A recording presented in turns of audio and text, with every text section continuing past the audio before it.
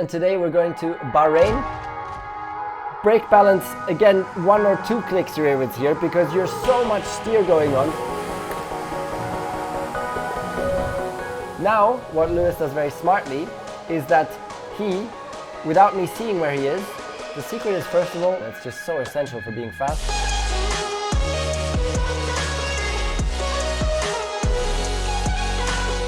Welcome back to F1 Fridays, and today we're going to Bahrain, a track that means a lot to me. I had some of my most special races there. 2006, my first race, coming from last after a crash, fighting through all the way to 7th, which was really my breakthrough into F1. It was a special moment, and it was one of those few moments where I can really say that I had this tunnel vision flow whilst being in a race car. Like just 100% perfection focused. A bit like, I don't want to compare myself, but a bit like what Senna used to talk about when he did the qualifying laps in Monaco. And it happened maybe 3 or 4 times in my whole career. And my first ever race in F1 in Bahrain, it happened, and it was just the most amazing feeling. And probably it happened because after crashing in turn 1, I was last. So you have nothing to lose, only you can gain. So there's no fear of losing or anything. It's just pure focus. And it was the most amazing thing. And it's just this feeling where nobody could ever do any kind of small moment better than me in this moment in time with this car. And in fact, I think I had like the 12 fastest laps of the race, combined everything, fastest lap of the race. So it was a big breakthrough for me. Another one was 2014, where probably it was my fiercest battle I ever had in Formula 1. It was the wheel-to-wheel racing with Lewis, which I'm going to go through in this video later on. I'm going to tell you and explain a little bit what you need to do here to win such a battle on a Bahrain track, which is going to be very relevant for the next couple of races here in Bahrain with Formula 1. And the final one, of course, was 2016, where I finally won the race here, which is a very special moment. And as always, also in this video, you have the chance to win something, a surprise giveaway from me, which I'm going to send to you if you get the top comment in this video. And the question this weekend is, what for you is the most memorable F1 race of all time? And please explain why. So good luck with that, good luck with getting the top comment, and now we're going to jump straight into the lap analysis. Alright, now we jump into the lap analysis. So to start the lap, of course, stay wide to get a mega run out faster than usual on the exit. So you carry more speed already going onto the straight and then down the straight. That's crucial, hitting DRS point in the right place. Okay, now on the straight, staying there where there's the least bumps. Usually it's about there here in Bahrain. Okay, now coming down to turn 1.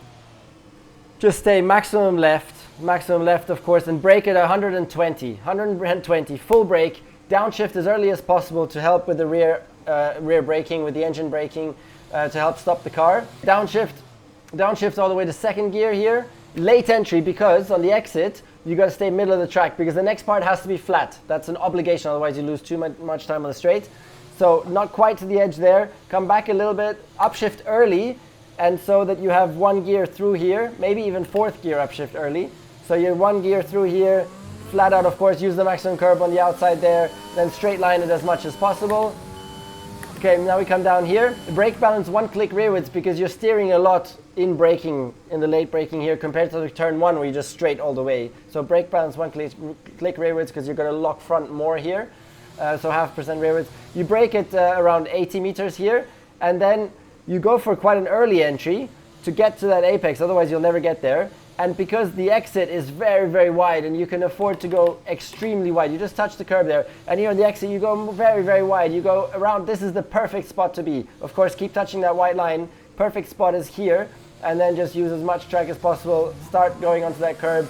Now come back a little bit, because to get into this corner you need to position yourself left as much as possible. So you go left here to get a wide entry into this, and here you have 6th gear. You could stay in 6th, or downshift once to 5th, which will help you get that front end in because it locks the rear up a little bit, steps the rear out a little bit. It helps you bring that front end in. So that hooks you up well, and then exit straight away back into 6th, and then on the power, small lift here in the second part just to get round sweetly, and then now very important, get back to the left straight away because you need to be as straight as possible on the outside to get a good braking done. So before you brake, you've got to be on the left there, get a clean straight braking. Very difficult here because it's downhill. So that rearward brake balance is still good for here because it's going to go downhill, front inside locks all the time here. And it's just then a very standard corner. I mean, downhill, difficult to stop the car. 2nd gear, and then when you're going on power, very early upshift again, to help you stabilize the rear so you get a better traction out. And then now up the hill here, don't touch the apex here, stay in the middle of the track so as to have a wider entry for the eventual hairpin there. Brake balance, again, 1 or 2 clicks you're able to here because you're so much steer going on, so the car is like leaning over, and so on the inside front it's very unloaded, so you're going to be locking the front a lot because of this leaning over. So again, brake balance even more rearwards for this corner here. Okay, downshift, second gear, steer the car and straight away upshift, early upshift, and then straight away on the power. And here it's interesting, you need to straight line the car as much as possible in this first part for the traction, so you keep going along the curb, even though it's a bit unnatural, keep going along the curb, straight line as much as possible, and then turn in the very end when you're not traction limited anymore to get that straight line as much as possible going. So here now, very difficult corner this is, my goodness. So very late braking, you brake at 70 meters, downshift into 4th gear. Quite an early apex to carry the speed in, go deep, but man, it's so easy to run out of track on the exit, and you just have to go by memory and remember how much you can afford to push on the exit, and then use the curb, but don't go over the curb because otherwise you run off the track. Use the curb ever so slightly and get that power down as quickly as you can and upshift again. This corner here is easy flat. But again here, positioning now on the exit is important. Stay left, stay left, stay left, stay left, stay straight, and then in very end, braking again, downshifting to 4th gear, very end you turn, and brake a little bit earlier so not to run off the road. Brake a little bit earlier and just carry the speed through here. So don't overwork the front tires in braking. Braking a little bit earlier, softer, and then carrying the speed through, because that's how the lap time is done, by more speed through. 4th gear, touch the apex curb there a little bit, and then run wide maximum all the way to keeping the right tires still in the white line, but use the maximum track to just not run off the track there. Next corner is also long straight line braking. So here you can afford to go back forwards all the way on the brake balance, because straight line braking means you have much more potential in the front end. So forwards on brake balance again, because you can brake very, very deep here and a long time in a straight line before turning in at the very end. Brake right after the 100 meter board at 80, 3rd gear, just touch the curb there. It's a big curb, so you can't take it. You just need to touch it. And the exit again, so easy to run out of road. So you just got to be careful. And then run all along the white line. Don't touch the curb, because that's going to run you off the track, because there's less grip on the curb and you need maximum grips to stay on the tarmac. And then upshift cleanly, and that's the end of the lap. Okay, that's the end of the lap analysis, and now we're going to jump into the hot lap, and after that I'm going to take you through a wheel-to-wheel battle here in Bahrain through the first couple of corners, what you have to do.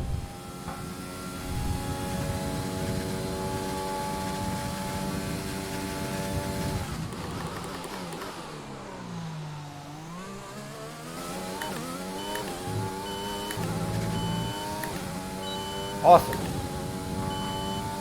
Awesome.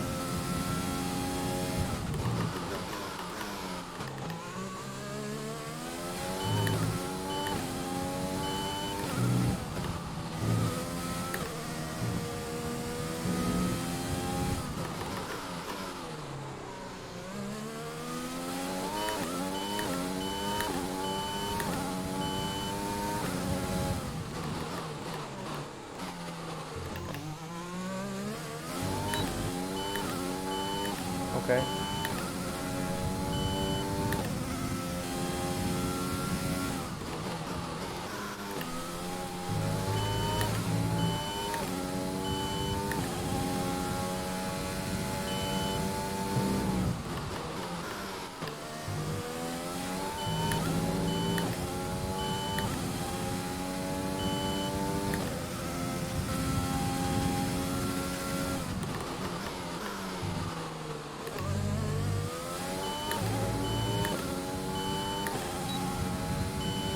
Shit, lost a bit of time in that last corner.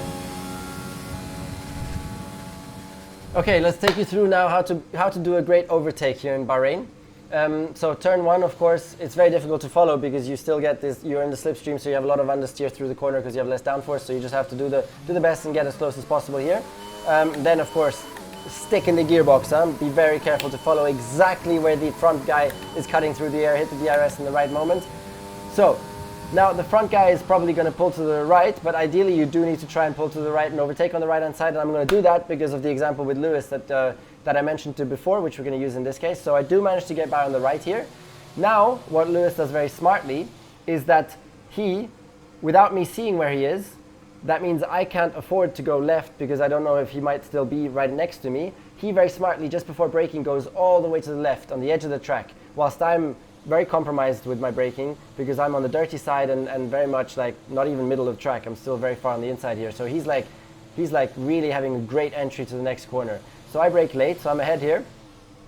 Now, I have a much tighter entry here, and I've also come off the dirty part of the track, so it makes it more difficult. So anyway, carry the speed through here. I go much further left here. He has a much easier run through and can stay much further on the right here, which makes it really easy for the next corner, which for him is going to be almost flat, even though it's still less downforce for him because he's stuck in my gearbox. But for me, coming from here, it's going to be very difficult to, and I'm going to have to lift quite a lot through here. So then coming out of here, Lewis, or the guy behind in this case, will be stuck in the gearbox. So here again then, you need to defend obviously, so you go all the way to the line to defend. And then the guy behind, or Lewis, will go to the outside.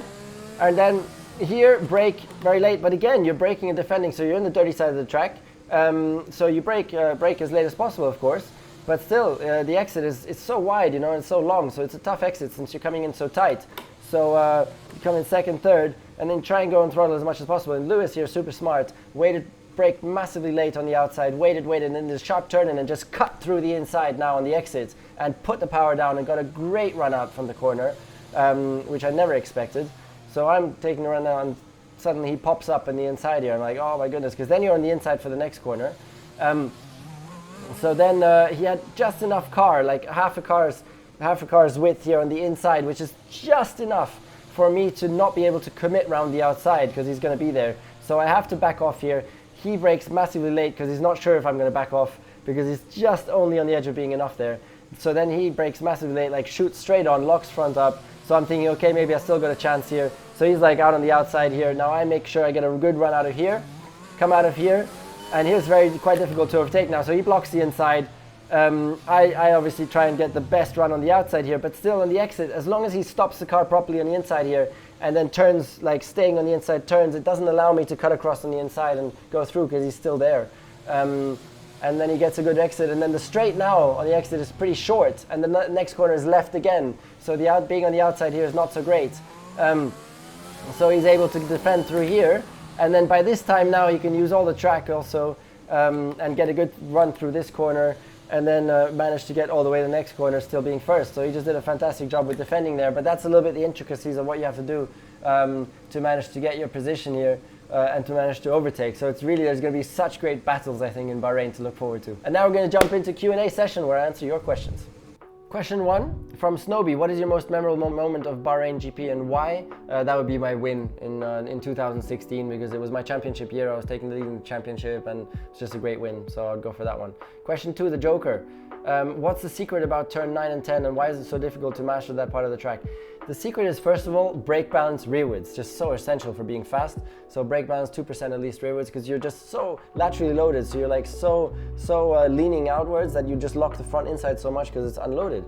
And then just, take it easy with the braking in the first part, brake a little bit harder in the very last moment because it's the last moment where you're a little bit straighter, and then there's not much of a secret. It's pretty standard from then. It's just all in the braking. If you nail the braking, the rest is fine and easy. You just got to hit that apex and get on the power early, and that's it.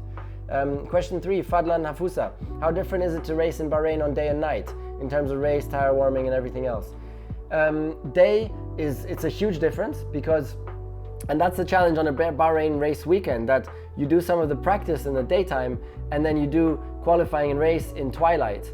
And it's just a completely different world because the temperatures are so much colder. So in the daytime, a lot more rear overheating, a lot more oversteer, and that's the biggest difference, just temperatures on the rear end, because then you get to the nighttime, the rear has a lot more capacity, a lot less overheating, a lot less oversteer, so you have to change the setup of the car to take away some of that understeer that you'll then have at nighttime. Usually you do that with the front bar, you go 2 steps softer on the front bar, that gives more mechanical grip on the front, less understeer, but makes it more difficult for the rear traction, and that's the best setup compromise. Question 4, Paco Samson: with some very experienced drivers spinning out during the Turkish Grand Prix, can you explain to us just how difficult the conditions in Turkey were? Turkey was just the most difficult conditions of all time, I think, in F1. Just so low grip, so low visibility, so low everything, and you could see the tires not really working, and people just spinning. In just normal situations, even someone like Max Verstappen spinning in a normal situation coming out of a corner.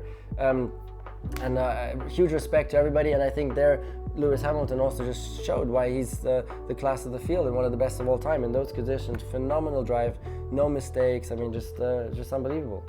Question 5, Pranav Patil, over the years, how much of a learning curve is there for Formula 1 drivers? In what areas do drivers tend to improve most? So there's a big learning curve for Formula 1 drivers. First of all, coming in, the pressure. The pressure takes away a lot of your capacity because you're scared of making a fool of yourself, you're scared of all these new things, the first ever start in Formula 1. My goodness, am I going to be able to do it properly?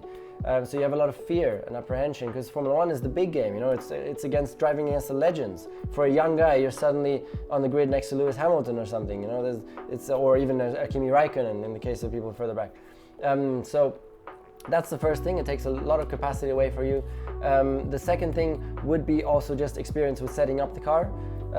Also experience with judging how much risk do you take. Like in turn 1, some of the inexperienced guy will take much more risk than is necessary and crash a lot more. So someone like Lewis Hamilton never crashes. So it's also this experience, how much risk do you take, risk management, and those are some of the most important things. And then also tire management, from specific tracks, you know, that requires different tire management, and if you've been there before, it just helps a little bit to know what to expect and how to manage it on specific tracks. So those are some examples. So that's it, thank you so much for your questions, and remember, you have the chance for a top comment on this video. You'll get a surprise gift from me, and the comment is, what is for you the most memorable F1 race of all time? Let me know why also, good luck with that. Subscribe to the YouTube channel, thank you very much, and see you soon.